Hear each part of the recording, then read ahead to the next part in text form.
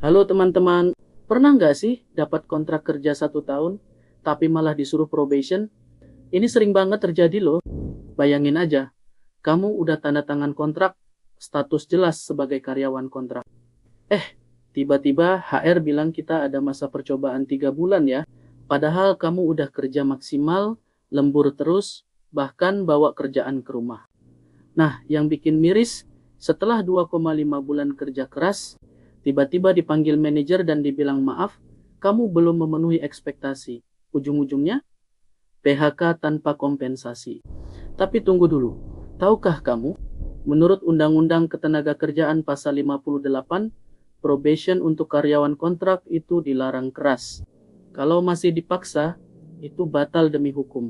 Dampaknya serius banget buat karyawan. Status kerja jadi nggak jelas, BPJS sering nggak didaftarin, bahkan bisa di PHK sepihak tanpa pesangon. Buat perusahaan juga berisiko tinggi loh, bisa kena tuntutan hukum. Jadi, apa yang harus kamu lakukan?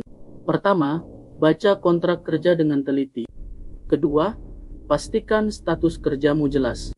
Kalau merasa dirugikan, jangan ragu buat konsultasi ke pengacara. Gimana? Udah paham kan sekarang? Jangan lupa share video ini ke teman-teman kamu yang lagi kerja kontrak ya.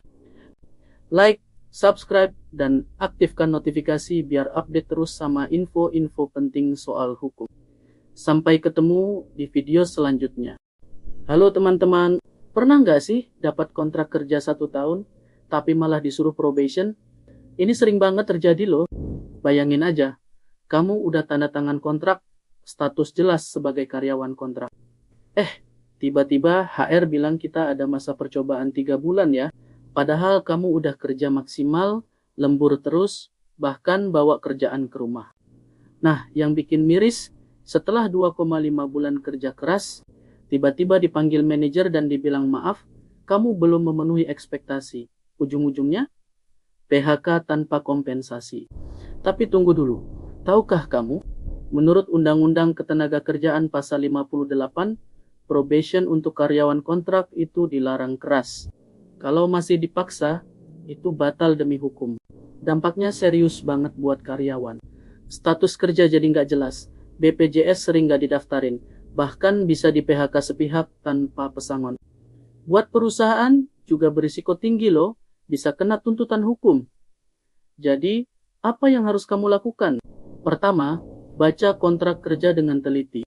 Kedua, pastikan status kerjamu jelas. Kalau merasa dirugikan, jangan ragu buat konsultasi ke pengacara. Gimana?